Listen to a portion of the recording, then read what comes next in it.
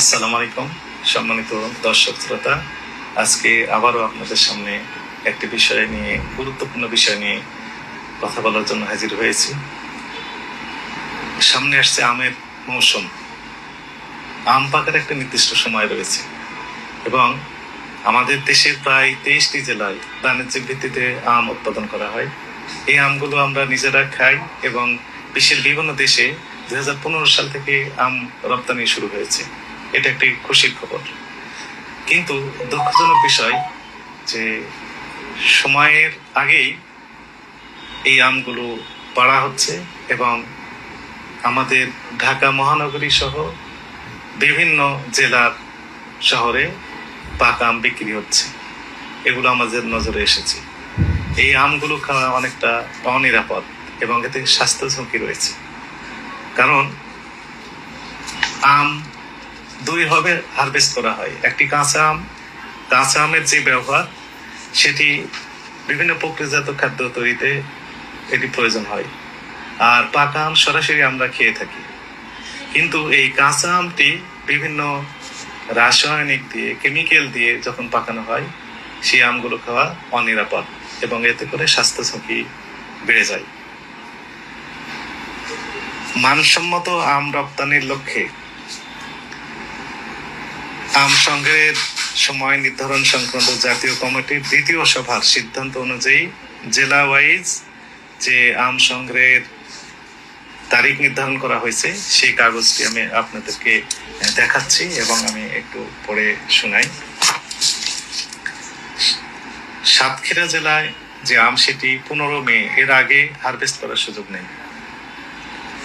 চুয়াডাঙ্গা জেলার এবং সেই প্রথম আমগুলো আসবে গোপালভোগ আম, এরপরে হিমসাগর, তারপরে ল্যাংড়া, এরপরে বাড়ি 2 আম, লক্ষণভোগ, আম্রপালি, এরপরে ফজলি, এইরকম ভাবে পর্যায়ক্রমে আমগুলো আসবে এবং তারিখ সেই ভাবে নির্ধারণ করা হয়েছে।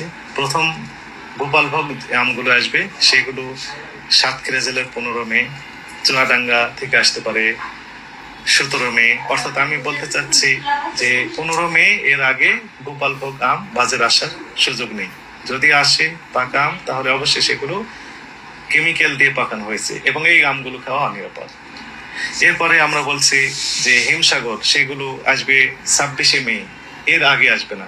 26 মে এর আগে আসার সুযোগ নেই। যদি আসে তাহলে এই আমগুলো খাওয়া অনিরাপদ বলে মনে হতে পারে। ল্যাংড়া আম 10 জুন, এর পূর্বে আসার সুযোগ নেই। লক্ষণভোগ 16 জুন, এর পূর্বে আসার সুযোগ নেই। আম্রপালি আম 17 জুন, এরকম একটি ক্যালেন্ডার নির্ধারণ করা হয়েছে।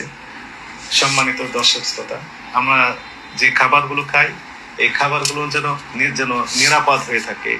আপনারা জানেন যে বাংলাদেশে প্রায় 3 কোটি মানুষ যারা বিভিন্ন খাদ্যজনিত রোগে আক্রান্ত হয়ে হাসপাতালে ভর্তি হয়ে থাকেন। এর পরিসংখ্যান প্রায় 3 কোটি প্রতি বছর। তো সেই বছরে 3 কোটি মানুষ যদি আক্রান্ত হয়ে থাকলে প্রতিদিন গড়ে 80 থেকে 85 হাজার মানুষ খাদ্যজনিত বিষক্রিয়ায় আক্রান্ত হয়ে হসপিটালাইজড হয়ে থাকেন। কিন্তু অনেকেই আক্রান্ত হন এই খাদ্যজনিত বিভিন্ন রোগে, কিন্তু তারা হাসপাতালে ভর্তি হন না। এর পরিসংখ্যান অনেক বেশি।